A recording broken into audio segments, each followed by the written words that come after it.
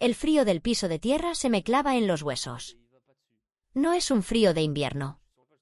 Es el frío de la losa de una tumba. Huele a orín podrido, a moho, a derrota. Aquí, en esta bodega olvidada de tron de la iglesia de San Miguel Arcángel, es donde Dios ha decidido que me pudra. O quizás es donde yo he decidido nacer de nuevo. Hoy, no, esta tarde, hace apenas unas horas que eran un siglo, Arturo me dijo las palabras.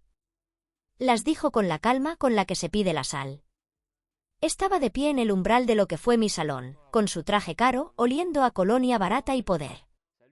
Yo, temblando con mi vestido remendado, le suplicaba que no, que por favor, que dónde iba a ir. Él ni siquiera me miró. Miró por encima de mi hombro, a Freddy, y dijo, lárgala. Ya es hora. Dios no quiere pobres aquí. Dios no quiere pobres aquí. Cada palabra fue un clavo. Freddy, mi hijo, el bebé que amamanté con lágrimas de hambre, se acercó. Sus ojos no eran los de mi niño. Eran de vidrio, drogado y lleno de un odio prestado. Sus manos, grandes, las manos que yo besaba cuando tenía fiebre, me agarraron del brazo. El dolor de la artritis fue un relámpago blanco. Me arrastró. Mis pies, hinchados y torpes, no podían seguir. Tropecé con el felpudo que yo misma bordé. Caí de rodillas en la vereda. El crujido no fue del cemento.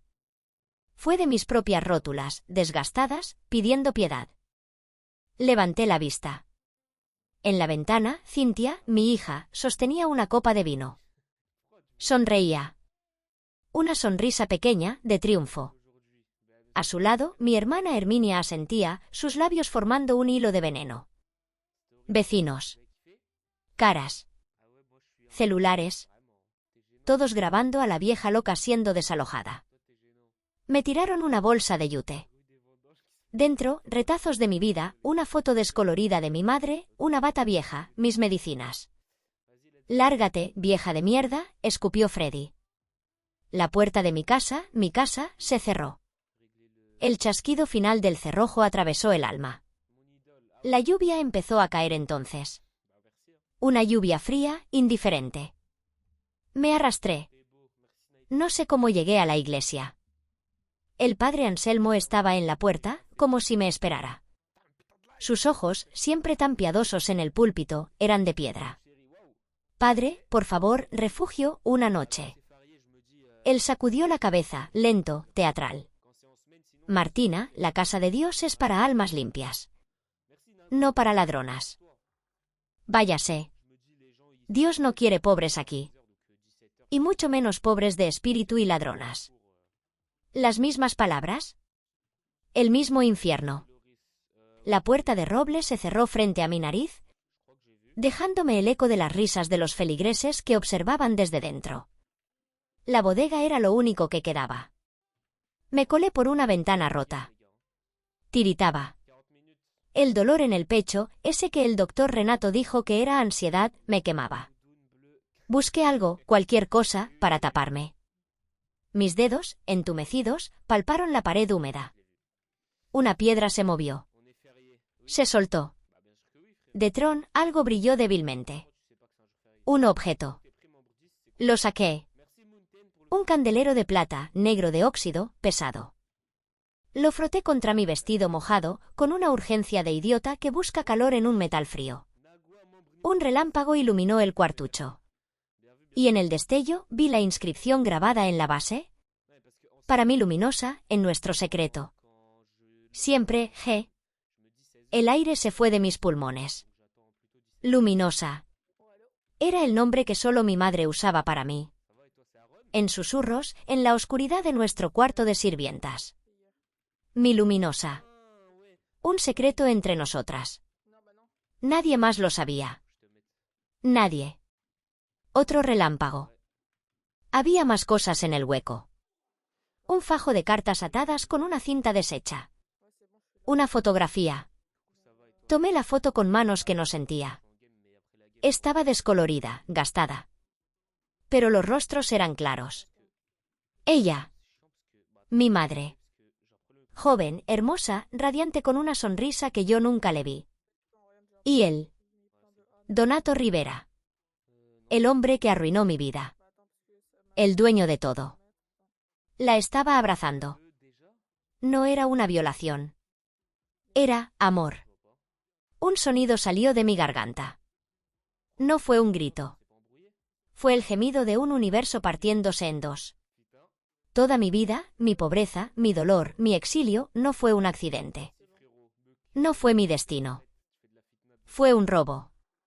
Una venganza por un secreto que ni siquiera conocía. Mi madre no fue la sirvienta violada. Fue su amor secreto. Y yo. Dios no quiere pobres aquí.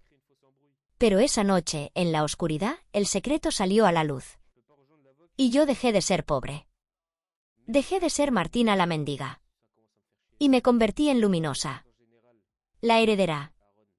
La oscuridad aquí es diferente. No es la falta de luz. Es la memoria de la luz devorada.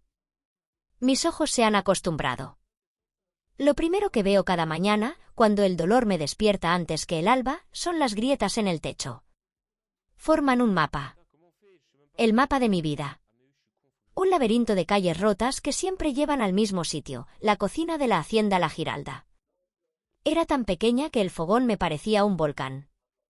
Mi primer recuerdo es el olor a leña quemada y a lágrimas secas.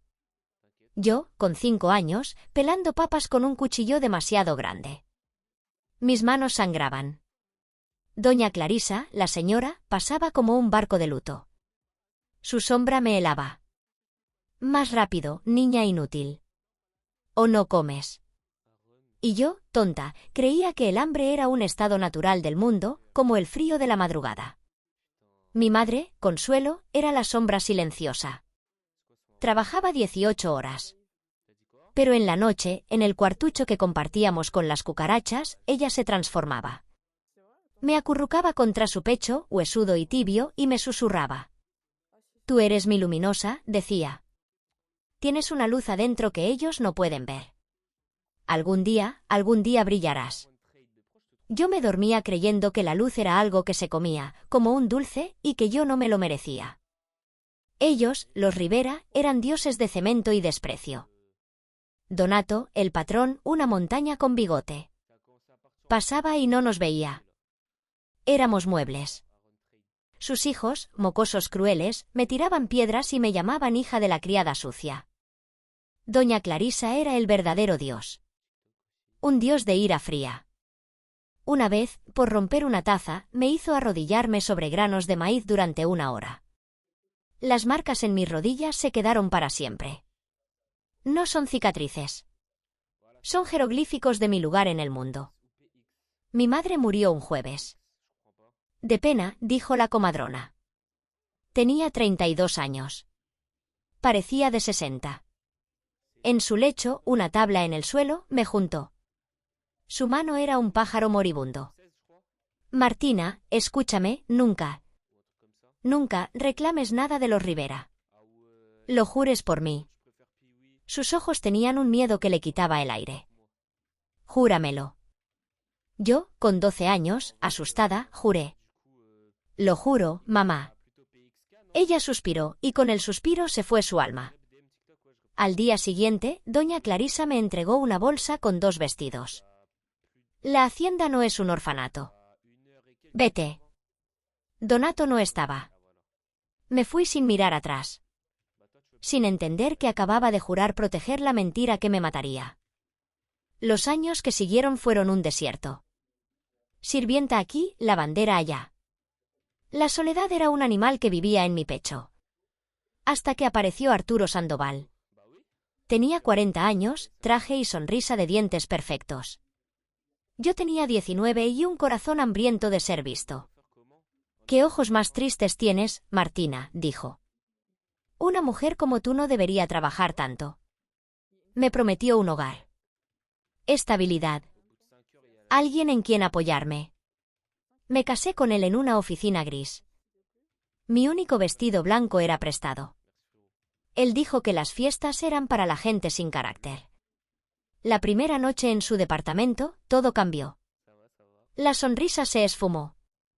«Aquí las cosas se hacen a mi manera», anunció. Y su manera era una jaula de silencio. Controlaba el dinero. Controlaba la comida. Controlaba las horas. Si hablaba con un vecino, era una puta barata que busca atención. Si me callaba, era una amargada de mierda. Yo creía que era culpa mía. Que mi pobreza era una enfermedad que él, generoso, intentaba curar con disciplina. Luego vino Cintia. El parto fue un suplicio. Cuando la partera me la puso en el pecho, la miré. Sus ojos, azules como los de Arturo, me observaron sin un atisbo de calor. Era como sostener un diamante frío. Arturo la adoró. Ella sí va a ser alguien, decía. Y yo era la incubadora. La nana. Cuando Cintia lloraba, Arturo gritaba, «Cállala, mujer inútil». Yo la mecía, cantando, mientras me mordía los labios para no llorar yo también. Freddy llegó 3 años después. Débil, enfermizo. Me aferré a él como a un salvavidas. Lo amamanté con un amor desesperado, creyendo que este sí sería mío. Que este me devolvería la mirada. Pero Arturo vio su debilidad y la convirtió en arma. Mira a tu hijo, Martina. Mira lo enclenque que es. Es tu sangre débil. Tu herencia de pobre. Freddy creció escuchando eso. Aprendió a verme como la fuente de su fragilidad, de su vergüenza. Mi hermana, Herminia, fue la primera cuchillada por la espalda. Siempre tuvo envidia porque, a sus ojos, yo había escapado casándome. Cuando empezaron los problemas con Arturo, fui a ella. Le conté, entre lágrimas, que me tenía encerrada, que me insultaba. Ella me sirvió un café, dulce. Martina, tú siempre exageras. Arturo es un hombre serio. Tú debes haber hecho algo. Quizás eres demasiado necesitada. Al día siguiente, Arturo supo cada palabra que dije. Herminia se convirtió en su espía, en su fuente de rumores. Dicen que andas coqueteando en el mercado, me soltaba él, con una sonrisa de hielo. Y yo sabía de dónde venía el dicen. El dinero, lo poco que llegaba a mis manos, se esfumaba. Arturo invertía. Un negocio de camiones que quebró. Un terreno que resultó ser un pantano. Tu mala suerte nos persigue, Martina, suspiraba. La verdadera inversión era su secreto. Su cuenta en otro banco. Su vida paralela que yo intuía pero no podía tocar. Y luego el dolor. Primero fueron punzadas en las articulaciones. El doctor Renato Valdés, amigo de Arturo, me palmeó la mano. Estrés, señora Sandoval. Las mujeres de su edad. Recetó pastillas. Píldoras rosadas que me dejaban como un zombi, incapaz de pensar, de protestar. Luego vinieron los mareos, la fatiga que me tiraba al suelo. Anemia, dijo. Más pastillas. Inyecciones de vitaminas que me dejaban el brazo inflamado y un sabor a metal en la boca. Mi cuerpo se estaba apagando y el médico era el que le daba vuelta a la llave. Cintia se casó con un ingeniero, un hombre pálido de familia bien. Fue la boda que nunca tuve. Vestidos caros, una iglesia llena. Yo me preparé con ilusión. Compré, a escondidas, un traje sencillo. El día de la boda, Cintia entró a mi cuarto. No puedes venir, dijo, sin mirarme a los ojos. Tu aspecto, tu vestido. Darías lástima. Me avergonzarías frente a los suegros. Arturo asintió detrás de ella. Tienes razón, hija. Tu madre no entiende de protocolo. Me quedé en casa, mirando las paredes, escuchando en mi cabeza la marcha nupcial que nunca sonó para mí. Freddy, el niño frágil, se convirtió en un adolescente lleno de rencor. Arturo le daba dinero. Para que seas un hombre, le decía. Freddy lo usaba para drogas. Alcohol. Y cuando llegaba hecho polvo, con los ojos inyectados, su ira tenía un solo blanco, yo. Si no fueras tan débil, si no lloraras tanto, papá no sería tan estricto, me gritaba. A veces, sus empujones me dejaban moretones. Arturo los veía y asentía. Al menos él sí hace algo para cambiar las cosas. El barrio empezó a cambiar. Donato Rivera, ya viejo pero más poderoso, anunció el progreso total. Quería demoler las casas viejas, como la nuestra, para construir residencias de lujo, un country club. Ofrecían migajas por las propiedades. Todos vendían, asustados. Yo me negué. Esta casa, aunque fuera una jaula, era el único testimonio de mi vida. Arturo enloqueció de ambición. Soñaba con el dinero, con codearse con los Rivera. Una noche llegaron visitas. Arturo me ordenó servir café. Temblaba tanto que la bandaja repiqueteaba. En la sala estaban Arturo, Cintia, Herminia y Donato Rivera. Y el padre Anselmo. Y una mujer de traje severo que no conocía, la licenciada Sofía Monteverde. Me hicieron invisible. Sirví las tazas. Mis oídos, afinados por años de miedo, captaron fragmentos. Incapacitación es el camino más limpio, dijo la voz fría de la licenciada. El diagnóstico del doctor Renato es clave, añadió el padre Anselmo. Una limpieza necesaria para el proyecto de Dios, murmuró Donato. Ella nunca lo sabrá. Se lo merece, escupió Herminia. Salí de la sala sintiendo que el piso se abría. Al día siguiente, Arturo me llevó al control con el doctor Renato. Fue una consulta diferente. Me hizo preguntas raras. ¿Se le olvidan las cosas, Martina? ¿Alguna vez ha tomado dinero que no es suyo? Yo negaba, confundida. Él tomó notas graves. Una semana después, llegó el documento oficial. Diagnóstico: demencia senil precoz. Tendencia cleptómana. Incapacidad total para administrar sus bienes. Arturo firmó como tutor. La licenciada Monteverde lo rubricó. Yo era, legalmente, una cosa. Una cosa rota. Poco después, Arturo anunció, con falso pesar, que debido a la deuda hipotecaria que tú, en tu demencia, no recordabas, habíamos perdido la casa. La había vendido a Donato Rivera por una suma risible. Nos mudamos a un lugar más modesto, dijo. El lugar más modesto era un cuarto de azotea, una celda con un colchón sucio y un hedor a cloaca. Mis cosas desaparecieron. Vendidas para pagar deudas, dijo Arturo. Solo me quedó una bolsa con harapos. El día del desalojo final, el que me llevó a la bodega, fue la obra maestra de su crueldad. Arturo ya había sacado todo lo de valor. Freddy y Cintia estaban allí. Herminia vigilaba desde la ventana de la casa de al lado, que ya era suya, cómo pudo comprarla. Y entonces, Arturo dijo la frase. Dios no quiere pobres aquí. Y todo se volvió negro, húmedo y frío. Hasta que mis dedos encontraron la piedra suelta. Hasta que nació Luminosa. Pero antes de que Luminosa pudiera ponerse de pie, tenía que pasar por el infierno final. El infierno que ellos llamaban ayuda. Porque Arturo no iba a dejar que su juguete roto escapara tan fácilmente. La bodega era solo un intermedio. El verdadero Gólgota me esperaba, con batas blancas y sonrisas de compasión falsa. La camioneta blanca sin marcas. El olor a cloro y miedo. Mis manos atadas con unas correas de tela que parecen inofensivas hasta que te das cuenta de que no puedes separarlas. Freddy está a mi lado, pero no es mi hijo. Es un extraño con los ojos vacíos, masticando chicle.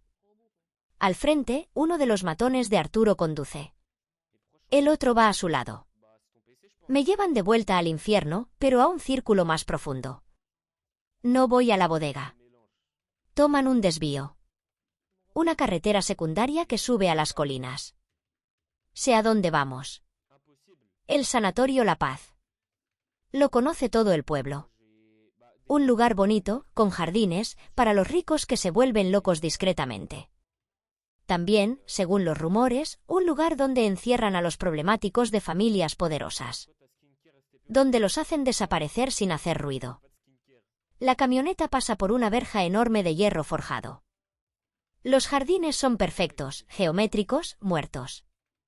El edificio es blanco, demasiado blanco, como un hueso gigante bajo el sol. Me bajan a empujones. En la entrada me espera el doctor Renato. Lleva una bata blanca impecable. Sonríe. Es la sonrisa más horrible que he visto en mi vida. Martina, qué alegría que hayas vuelto, dice, como si hubiera estado de vacaciones. Tu familia estaba muy preocupada. Tus episodios de fuga son cada vez más peligrosos. Intento hablar, gritar. No estoy loca, ellos me robaron, tengo pruebas. Pero solo sale un sonido ronco, un graznido. La medicación que me dieron en la camioneta, una inyección en el muslo, empieza a hacer efecto. Mis pensamientos nadan en alquitrán. Renato asiente a una enfermera grandota, de brazos como jamones. La sala de observación. Necesitamos evaluar la magnitud de este brote. La sala de observación es un cubo. Las paredes son acolchadas, de un color verde vomitivo. No hay ventanas. Solo una puerta pesada y una cámara en el techo, con un punto rojo que parpadea. Me quitan las correas, me quitan mi bolsa de yute, me quitan los zapatos. La puerta se cierra. El silencio es absoluto. Un silencio que grita. Así empieza mi temporada en el infierno. El tiempo deja de existir. Las luces del techo nunca se apagan. Duermo cuando el cuerpo se derrumba, acurrucada en un rincón. Me despiertan para evaluaciones. El doctor Renato viene, a veces con otros hombres de bata blanca que me observan como a un insecto. Me hacen preguntas. ¿Quién es el presidente, Martina? ¿Qué día es hoy? ¿Por qué crees que tu familia te trajo aquí? ¿Reconoces este objeto? Muestran el candelero de plata. ¿Lo robaste? Si respondo con la verdad, anotan delirios persecutorios. Si me quedo callada, anotan catatonía. Si grito, anotan agresividad patológica. No hay respuesta correcta. La verdad es la enfermedad. Luego vienen los tratamientos. El primero es la ducha. No es una ducha. Es un tormento. La enfermera grandota, a la que llaman la jirafa, me arrastra a una sala de azulejos. El agua que sale es helada. Un chorro a presión que me golpea como puñetazos. Me quita el aliento. Grito. Ella no dice nada. Me frota con un cepillo de cerdas duras hasta que la piel se enrojece y sangra. Luego, sin aviso, cambia a agua hirviendo. El dolor es un animal blanco que me devora viva. Salgo temblando, la piel en carne viva. Para los parásitos, dice ella, por fin. La medicación es un cóctel viscoso y amargo que me dan en un vaso de plástico. 3 veces al día. Después de tomarla, el mundo se desdobla. Veo sombras en las esquinas. Escucho la risa de mi madre. Oigo a Arturo susurrando mi nombre. Las paredes acolchadas respiran. A veces, no puedo moverme. Me quedo mirando el punto rojo de la cámara, sintiendo como mi mente se desprende de mi cráneo como la cáscara de un huevo. Lo peor son las sesiones de terapia electroconvulsiva. No me lo dicen. Un día, en lugar de la medicación, me ponen una inyección que me derrite los músculos. No puedo protestar. No puedo moverme. Me llevan a una sala fría, con una máquina grande. Me ponen unas pinzas en las sienes. Siento el gel frío. Veo la mirada del doctor Renato detrás de una ventana. No hay anestesia. Solo el zumbido de la máquina y entonces... fuego. Un rayo de agonía pura que estalla dentro de mi cerebro. Mi cuerpo se arquea, violado por la corriente. Los días se rompen en 1000 pedazos. Pierdo trozos enteros de memoria. A veces, al despertar, no sé mi nombre. Solo sé el dolor. El dolor es mi nombre. El dolor es mi reino. Una noche, o lo que creo que es una noche, después de una sesión particularmente larga, yazgo en el suelo acolchado, mojada con mi propia orina, temblando. La puerta se abre. No es la jirafa. Es una mujer pequeña, de rostro indígena sereno, ojos oscuros y profundos. Lleva el uniforme de auxiliar de enfermería. Me mira. No con pena. Con reconocimiento. Silenciosamente, cierra la puerta a su espalda. Se acerca. No dice una palabra. Saca una toalla limpia de su bolsillo y me seca la cara con una ternura que me hace llorar. Son lágrimas silenciosas, saladas, que queman en mis mejillas rasguñadas. Ella termina y se queda mirándome.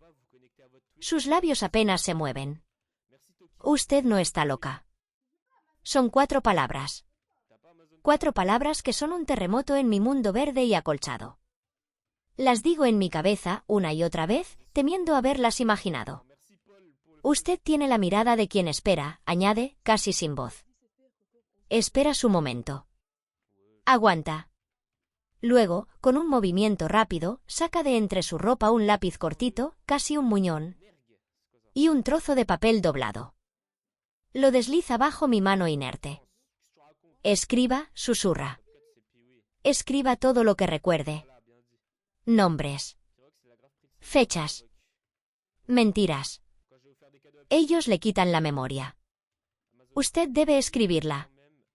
Antes de que pueda reaccionar, se levanta y sale. La puerta se cierra. Estoy sola otra vez. Pero por primera vez, no estoy sola. El lápiz y el papel son mi arca. Mi santuario. En los momentos de lucidez, entre la niebla química, escribo. Escribo con letra temblorosa, torcida. Escribo los nombres: Arturo, Cintia, Freddy, Herminia, Donato, Renato, Monteverde, Anselmo, Inesita. Escribo las fechas: el día del desalojo, el día del diagnóstico falso, el día en que vendieron la casa. Escribo los síntomas: el sabor a metal de las inyecciones, el dolor de huesos, la visión borrosa. Copio de memoria frases de las cartas: para mi luminosa, siempre, G, la semilla de la justicia. Es un trabajo de locura. Pero es el trabajo más sano que he hecho en mi vida. Silvia, la auxiliar, viene cada 2 o 3 días, siempre en el turno de noche. Sin hablar, recoge los trozos de papel que escondo bajo el colchón delgado. Los saca de la sala. No sé cómo lo hace. No quiero saberlo. Ella es mi ángel clandestino, mi cordón umbilical con la realidad. Una vez, después de una sesión particularmente brutal, me despierto y Silvia está ahí, lavando mi frente con un paño húmedo. Sus ojos están llenos de una ira fría. Él no es médico, murmura, refiriéndose a Renato. Es un carnicero. Lo hizo con mi tía también. La mató con sus vitaminas porque le estorbaba a un terrateniente. Una hermandad nace en el silencio. Una hermandad de las condenadas. Las semanas, o quizá meses, pasan. Mi cuerpo es un trapo. Pero mi mente, en sus breves claros, se agudiza. La furia ya no es un grito. Es un diamante que se forma bajo una presión infinita. Frío. Duro. Cortante. Un día, Silvia llega con una noticia diferente. Su esposo y su hija están fuera, susurra. Fueron a la capital, por unos trámites del country club. Junto con el hijo de Donato Rivera. Están celebrando. Y luego añade, con un brillo astuto en los ojos, el cerrojo eléctrico de la puerta de servicio falla a veces. Si se presiona con un trapo en el sensor, se bloquea por unos minutos. Y la cámara de ese pasillo la cubren las arañas. Nadie la revisa. Me mira. Yo la miro. No es una sugerencia. Es un mapa. Es una oportunidad. La noche del escape no es heroica. Es patética. Es un arrastrarse. Silvia hace su parte. Yo, con una fuerza que me presta el odio, me levanto. Mis piernas son de gelatina. Llevo puesto el mismo vestido sucio, ahora harapos. En la mano, apretado contra mi pecho, el último fajo de papeles escritos. La puerta de servicio está al final de un pasillo oscuro. Veo el sensor rojo. Uso un trozo de mi vestido para tocarlo. Chisporrotea. La luz se pone verde por un segundo, luego roja fija. Silvia asiente desde las sombras. Empujo. La puerta, pesada, cede 1 centímetro. Un soplo de aire nocturno, frío y libre, me golpea la cara. Es el olor más dulce que he olido. Me colo por la abertura. Estoy en los jardines traseros. La luna está llena. Me arrastro por los arbustos, alejándome del hueso blanco que ha sido mi tumba. Las piedras me cortan las manos descalzas. Escucho ladridos a lo lejos, pero no me persiguen. Corro, o lo que mi cuerpo entiende por correr, un tambaleo desesperado. Bajo por la colina, hacia las luces del pueblo. No voy al pueblo. Voy a la carretera. Silvia me dio un nombre y un lugar. Un nombre que es un fantasma, licenciado Benjamín Zamora. Y un lugar, la vieja estación de tren abandonada, kilómetro 12. Camino toda la noche. Cada paso es una puñalada. Cada respiro, un silbido de agonía. Pero el diamante en mi pecho me empuja. Luminosa ya no es un recuerdo. Es una promesa. Una amenaza. Amanece cuando veo la silueta decrépita de la estación. Parece un esqueleto de madera podrida. Me acerco, vacilante. En la puerta abierta de lo que fue la sala de espera hay un hombre viejo. Muy viejo. Sentado en un taburete, frente a una fogata pequeña, calentándose las manos. Me ve llegar. No se sorprende. Me detengo frente a él, temblando, cubierta de lodo, sangre y locura. Abro la boca. No sale sonido.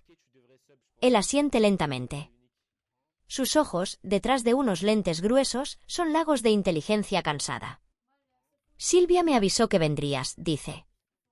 Su voz es ronca, como piedras rozándose. Dijo que traías una historia que valía la pena oír. Hace una pausa, mirándome, viendo no a la mendiga, sino a la furia contenida. Y también dijo que traías un candelero. Con un esfuerzo final, saco de entre mis harapos el último y más preciado papel. No son mis escritos. Es la fotografía. La foto de mi madre y Donato Rivera, juntos, enamorados. Se la extiendo. El licenciado Zamora la toma. La acerca al fuego. La luz de las llamas baila sobre las caras descoloridas.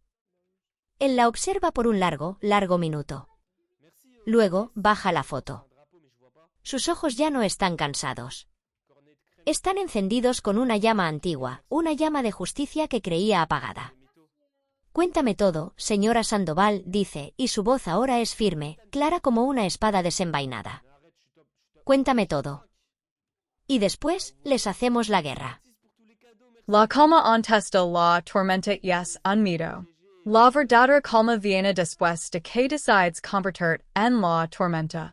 Me quedo mirando por la ventana del departamento lujoso, un fantasma con tarjeta de crédito de platino. Zamora ha hecho bien su trabajo. Tengo un nuevo nombre, nuevos papeles, una historia. Soy Luminosa Sandoval Rivera, empresaria repatriada, heredera de una fortuna europe. La ironía, me sabe, a vino caro. La más amarga y deliciosa de las venganzas. La primera llamada, no la hago yo. La hace Zamora, desde una línea segura, always de distrito más intachable que puedo encontrar. Lo presenta una carpeta. Dentro, está la grabación del sanatorio. La voz de Donato Rivera, hijo. Ordenando mi muerte. El juez, un hombre viejo y cansado, escucha. Al final, solo dice, Dios mío.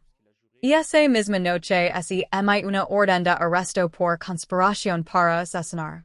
Pero no es una orden normal. Es una orden silenciosa. Para que se ejecute de una manera muy específica. La plaga 1. Financiera. A las 9 a.m. del día siguiente, un equipo del Banco Central, acompañado por policías federales, liga a la casa de Arturo y Cincha. No es la casa de ellos técnicamente. Es un departamento en un condominio de lujo, comprado con dinero de Donato, hijo. Los agents tocan la puerta. Arturo abre, todavía en pijama, con la arrogancia del que cree que nada puede tocarlo. Arturo Sandoval, tenemos una orden de embargo preventivo de todos sus bienes, por presunto lavado de dinero y fraude fiduciario vinculado a la gerencia de Martina Sandoval Rivera. Dice el agente principal. La cara de Arturo es un pomada estupor. ¿Qué dices? Esa loca esta muerta. No, señor, responde el agente, mostrando una foto en su tablet. Es una foto mía, recent, sentada en la oficina del licenciado Zamora, con un traje sencillo pero impecable. Luzco democrata, pero mis ojos son dos brasas vivas. La señora Sandoval Rivera está muy viva. Y muy enojada. Entran. Cincha sale gritando del dormitorio. No pueden hacer esto. Mi esposo y es amigo de Donato Rivera. Donato Rivera está siendo arrestado en este momento. Dice el agente, con una sonrisa fría. Por intento de homicidio, entre otras cosas. El espectáculo es hermoso. Los señalos a sus muebles caros, a sus televisores de pantalla plana, a las joyas falsas de Cincha, las verdaderas, las mías, y las recupera. Todo a la calle. Los vecinos graben con los celulares. La historia es repite, pero los roles están invertidos. Arturo, con los ojos inyectados en sangre, grita maldiciones. Cincha tiene un ataque de histeria, se desploma en la acera, babeando sobre el cemento. Su marido, el ingeniero Polito, liga en su auto. Se baja, la mira revolcándose, mira las cámaras, y sin decir una palabra, se sube de nuevo y Virginia para siempre. Los hijos ya están con él. Cincha se queda sola, rodeada de bolsas de basura con sus pertenencias. El video se titula La hiena despejada. Se vuelve viral en una hora. La plaga 2. Legal y penal. El Dr. Renato Valdez está en su consultorio, viendo las noticias sobre el arresto de Donato Rivera, hijo. Cuando llaman a su puerta. Es la policía, pero también están los hombres del Colegio de Médicos. Y lo más importante, están los familiares.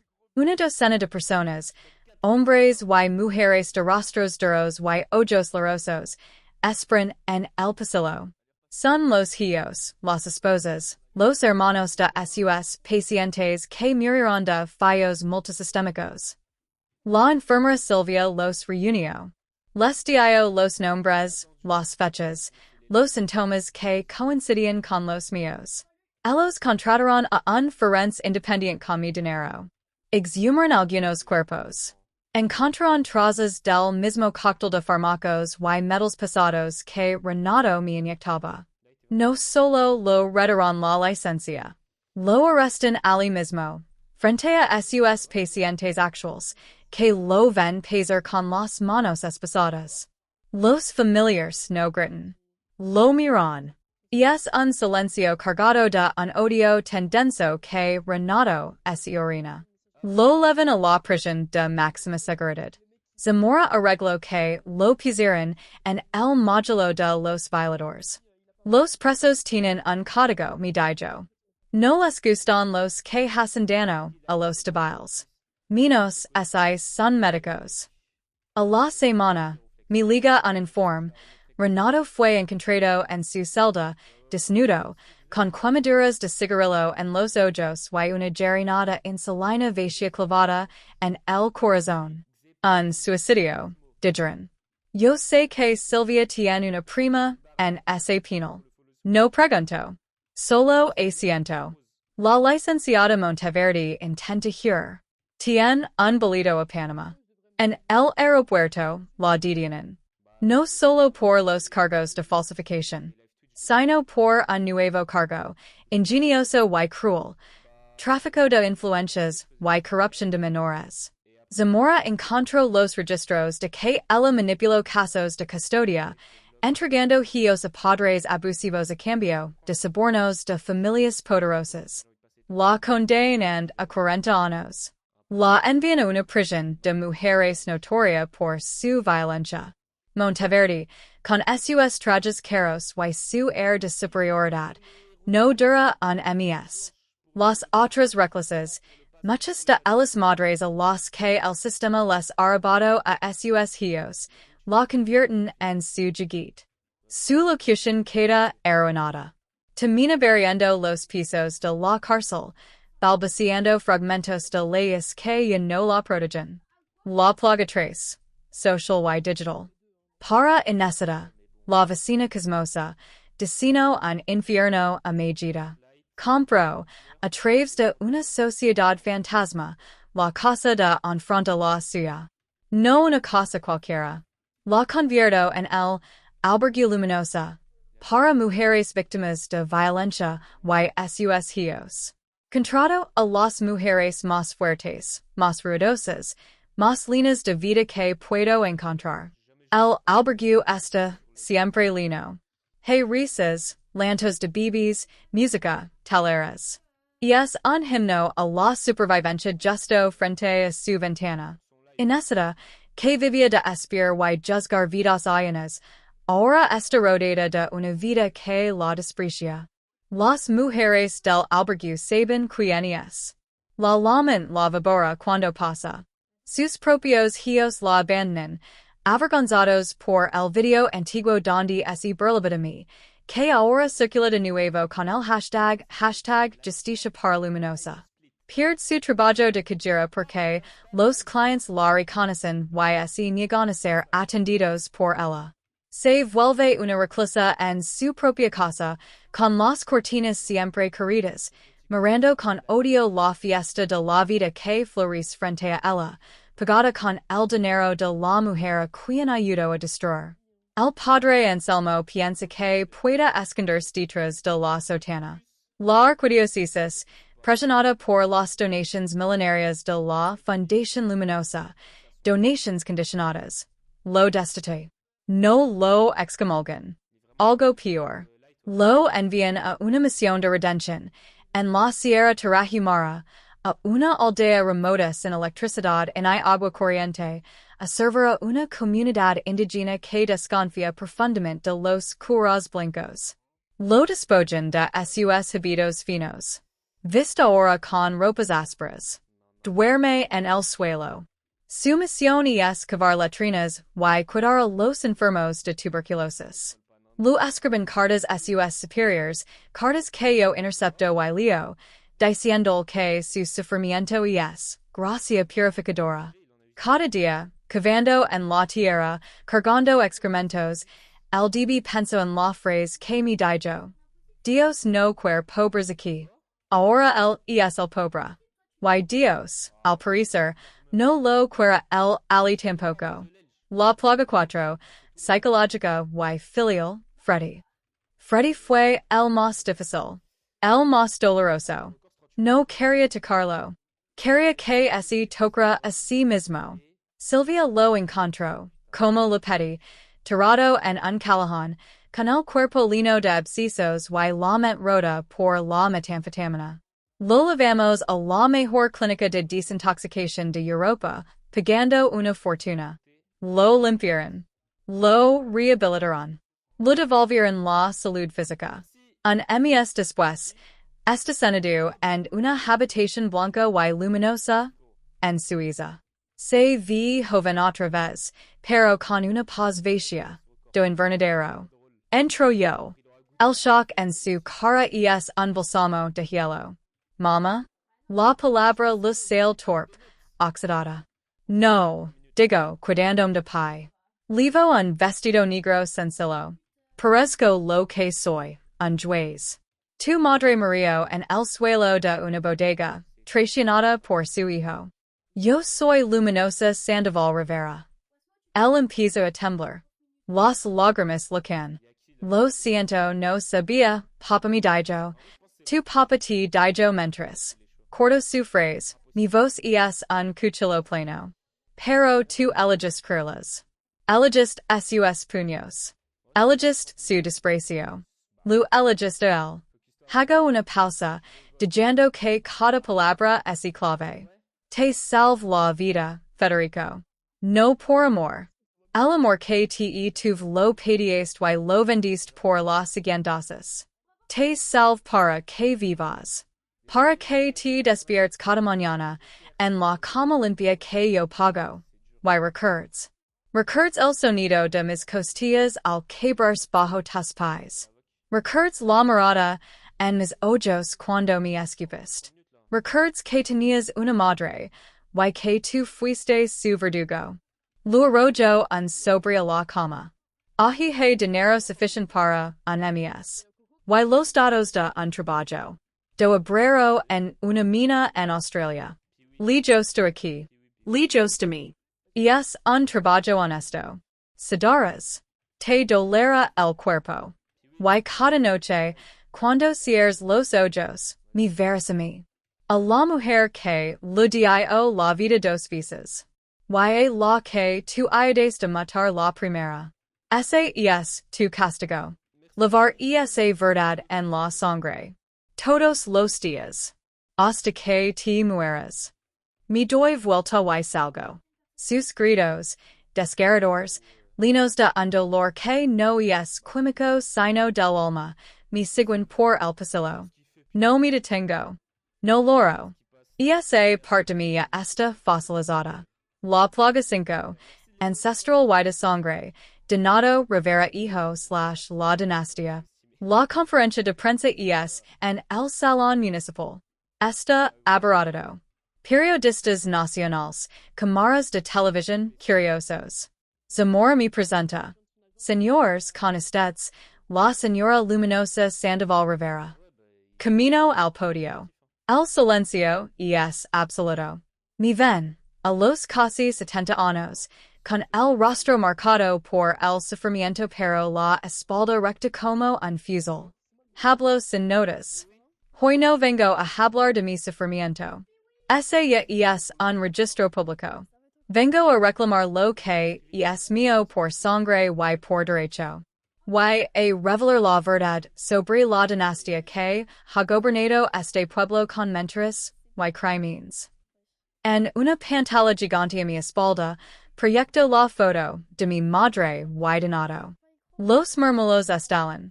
Luego, proyecto el testamento hológrafo. Luego, los resultados de las pruebas de ADN que Zamora consiguió de manera creativa. Una muestra del viejo Donato Rivera de su cepillo de dientes, guardado como reliquia por un mayordomo anciano, y una muestra mía. Parentesco, 99.9%. Heredera directa. Como única heredera legítima de Donato Rivera. Continuo, la voz clara y fría como el acero, declaró la disolución de su patrimonio. La hacienda La Giralda ya no existe. Sus tierras han sido vendidas a cooperativas de campesinos que su familia explotó por generations. El chaos en la sala es manageable. Pero guardo lo mejor para el final. Y ahora, la verdad última. La pantalla cambia. Muestra la foto del hombre con síndrome de Down, el verdadero padre biológico, y luego a Donato Rivera hijo. Muestra los documentos de compra del bebé. Los informes forenses de la madre violada. El silencio ahora es de horror. El hombre que conocieron como Donato Rivera, el heredero, el filantropo, es el producto de una violación y una compraventa humana. Su madre, Clarissa Rivera, envenenó a la mía, compró un hijo y envenenó la vida de su esposo. Toda su fortuna, su poder, su nombre es una farsa sangrienta. La sala estalla. Los periodistas gritan preguntas. Yo no respondo ninguna. Doy la última orden, frente a las cámaras. Los activos restantes de la llamada familia Rivera serán liquidados. Con ese dinero, se construirá el Hospital General Luminosa en el terreno de la Giralda. Un hospital público y gratuito. Para los pobres. Para los que Dios es quiere aquí. Esa noche, Donato Rivera hijo, en su celda de detención preventiva, recibe una visita. No es un abogado.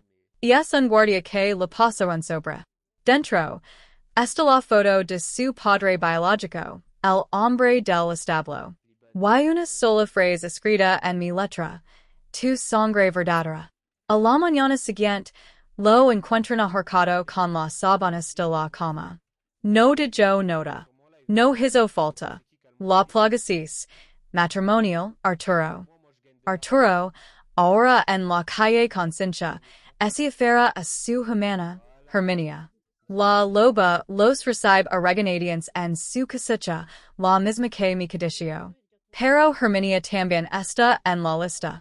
Su cosecha está en un terreno que ahora es mío. Les doy una semana. Luego, llegan los bulldozers, pagados por la Fundación de Desarrollo Urbano Luminosa. Herminia Laura, Patalia. Arturo amenaza a los operarios. La policía liga, pero esta vez no está de su lado. Los sacan. Arturo, sin un peso, incapaz de trabajar a sus 70 años, se convierte en un mendigo. Pero no cualquier mendigo. Zamora se asegura de que lo contraten, mediante una empresa pantalla, para el trabajo municipal más humilde que existe. Limpiar las letrinas públicas de los barrios más marginados, los mismos barrios que iba a demoler para el country club. Lo ven, todos los días, con su overall naranja, arrastrando cubetas de excremento. Los niños le tiran piedras. Los adultos lo esquipan. Sandoval, lo gritan. Dios no quiere cagada aquí. La humillación es un banquete diario. 6 meses después, de una infección en una herida de la pierna que nunca trató, solo, en un camastro de un albergue para indigentes. Nadie reclama el cuerpo. Termina en una fosa común.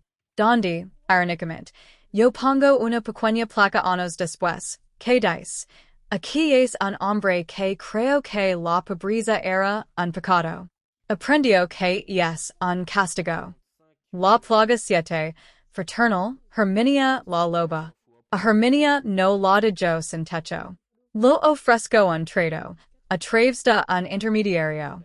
Lo compro su derecho sobre el solar de la cosecha, el solar que es mío de todos modos, por la suma de un peso mexicano.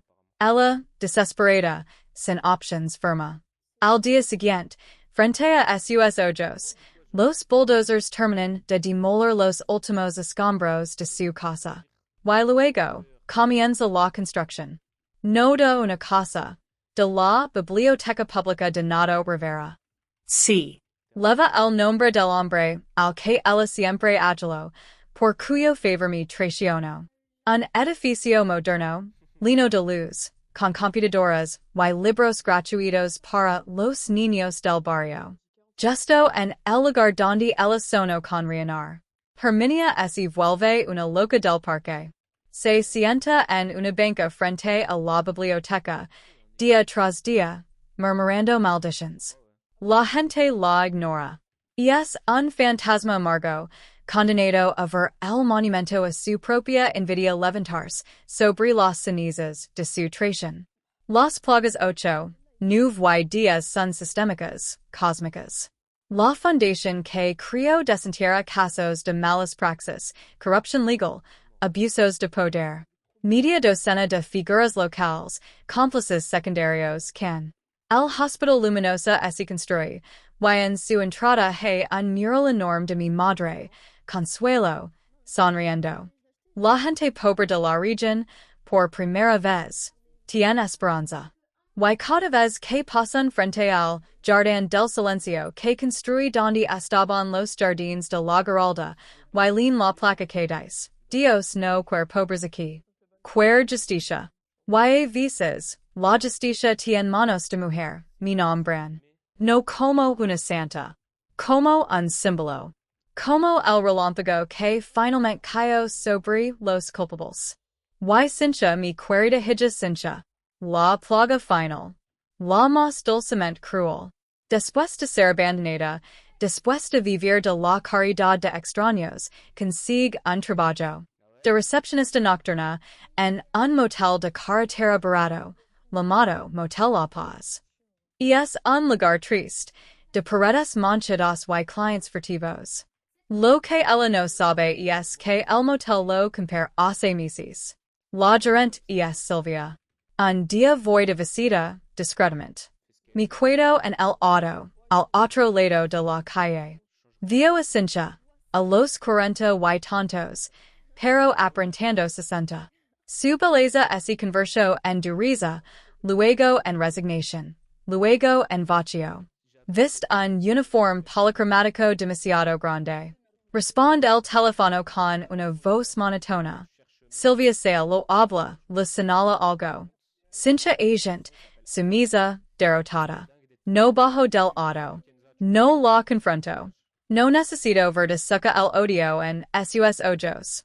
O quizás, solo quizás, anatispo de remordimiento.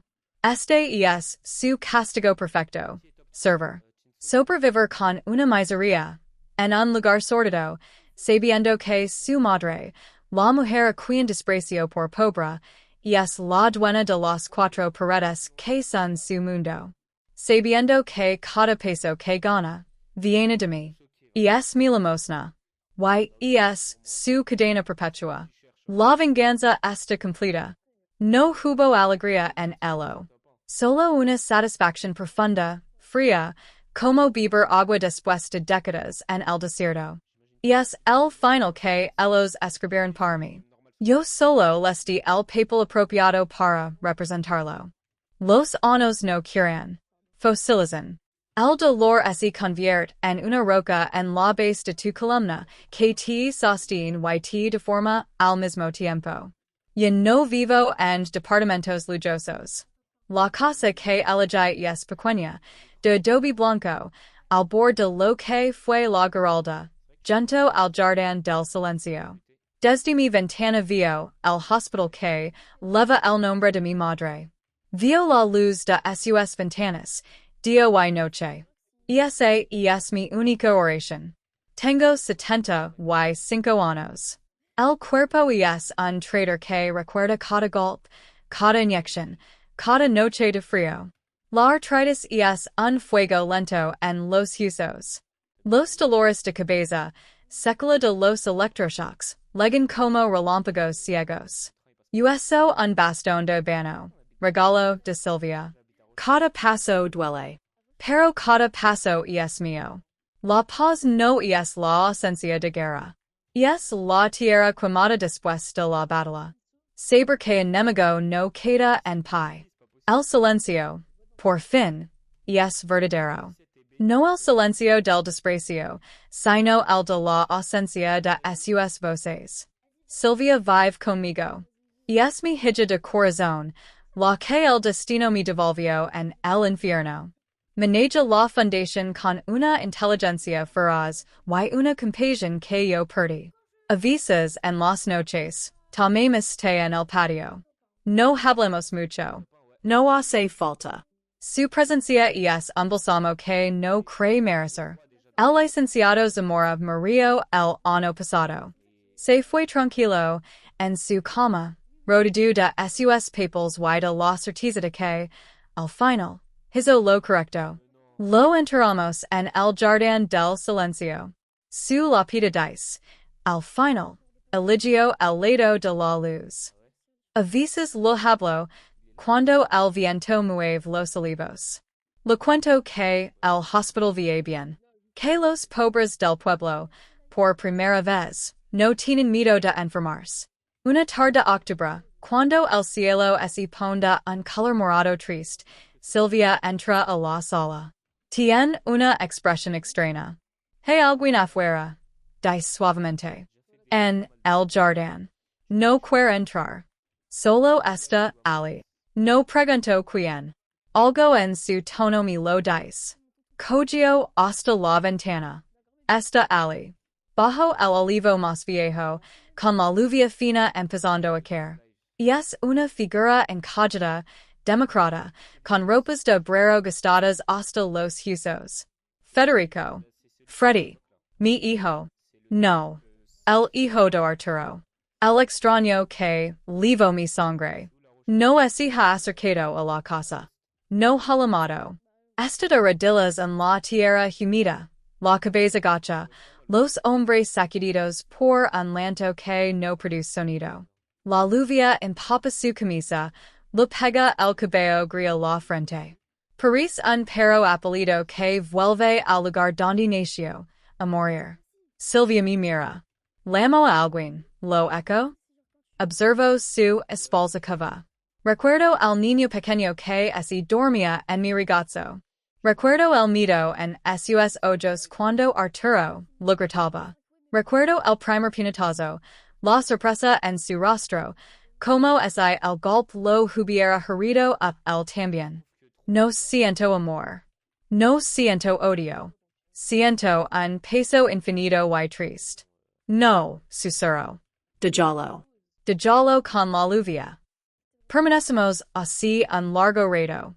Yo en la ventana caliente y seca. Él en el jardín, lavandos con el agua sucia del cielo. No es redención. No es perdón. Es un hecho. Un reconocimiento. Él carga con su verdad, y yo con la mía. Y nunca, volverán a ser la misma. Finalmente, él se levanta. Tambaleandos. No mira hacia la casa. De media vuelta y se aleja, encurvado, tragado por la neblina del crepúsculo. No volverá. Lo sé. Y también sé que, donde quiera que vaya, yo estaré. En su mente. En sus pesadillas. En el sabor a ceniza de cada respiro.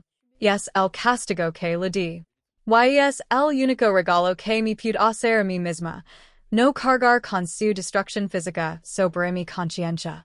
Él es su propio verdugo ahora. Silvia me acerca una manta a los hombres. ¿Estás bien? Siento. Nunca estuve mejor. Es mentira. Pero es una mentira poderosa. La que me mantiene de pie. Algunos días, visito el hospital. No voy a las salas. Me siento en el atrio, frente al mural de mi madre. Los niños pasan corriendo. Las mujeres con bebés en brazos me saludan con una inclinación de cabeza, un respeto que no es hacia mi persona, sino hacia el fantasma que represento, la que venció, la que les devolvió algo. Hoy una niña se me acerca. No debe tener más de 7 años. Tiene los ojos enormes y oscuros, y un vestido limpio pero remendado. Me mira curiosa. ¿Usted es la luminosa? Pregunta. La voz de la abuela, de la madre, de la niña que fui, tiembla dentro de mí. A veces respondo. Mi abuelita dice que usted hizo que este hospital fuera posible. Que usted castigó a los malos. Sonrío. Una sonrisa que no liga a los ojos. Tu abuelita es muy amable. Los malos a veces así castigan solos. Yo solo les quito las herramientas. La niña frunce el seno, no entiende. Luego sonríe. Gracias. Y sale corriendo hacia su madre. Ese gracias así me clava en el pecho. No lo merezco. No hice esto por ellos. Lo hice por mí. Por mi madre. Por la rabia. Pero el resultado es esto. Una niña con un futuro, quizás, un poco menos sombrío. Es un consuelo extraño, amargo. Como una medicina que cura una herida que nunca dejará de doler. Regreso a casa al atardecer. El jardín del silencio está vacío, salvo por las veladoras que la gente enciende al pie de una piedra lisa, sin inscripción, que puse en el centro. No es una tumba. Es un monumento al secreto. A la verdad que estuvo escondida. A veces la gente deja flores. O notas pidiendo justicia por sus propios males. Yo las leo a veces. No respondo, pero las leo. Entro en mi casa. El silencio me recibe como a un viejo amigo. Me siento en mi mecedora, frente a la ventana que da al jardín. La noche sigue. Las luces del hospital centellean a lo lejos, como estrellas terrestres. Cierro los ojos. Yo no veo las caras de ellos. Yo no escucho sus risas. El odio. Ese monstruo que mi alimento y mi dio forma, ese ha dormido. No ha muerto. Duerme. y en su sueño, me permite vivir. Lo que queda es la memoria del dolor. Un paisage desolado, y familiar. Lo habito. No me alegro de estar aquí. Pero estoy en paz con ello. Esta es la victoria. La capacidad de respirar, de mirar al cielo, de saber que el nombre que me dieron al nacer, el que intentaron mancillar, ahora lo pronuncian con respeto. O con miedo. Da igual. Me dicen que a veces en el pueblo, cuando alguien sufre una injusticia, susurran. Oyala aparezca la luminosa. No soy un ángel. Soy un espectro. Un recordatorio de que los muros de los poderosos pueden tener gritas. Y que a veces, solo a veces, de esas gritas brota un fuego que lo quema todo. La última imagen no es mía. Y esta la niña del hospital, años después, contando a su propia hija la historia.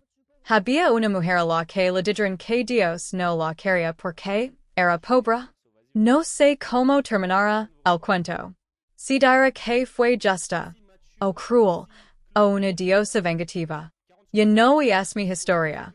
Y esta ellos, del pueblo, de los que así sintieron, por un momento, menos solos en su dolor porque alguien, antes, así atrevió a convertir el suyo en un arma. Yo solo me quedo aquí, en la mecedora. El bastón apoyado a mi lado. Esperando la noche. Sintiendo, con cada dolor agudo que recorre mi espalda, que estoy viva. Que sobreviví. Que gain. Y que, en el gran silencio de Dios que nunca quiso pobres aquí, mi silencio. El de una vieja que lo perdió todo y lo recuperó convertido en cicatriz. Y es el único himno que vale la pena escuchar.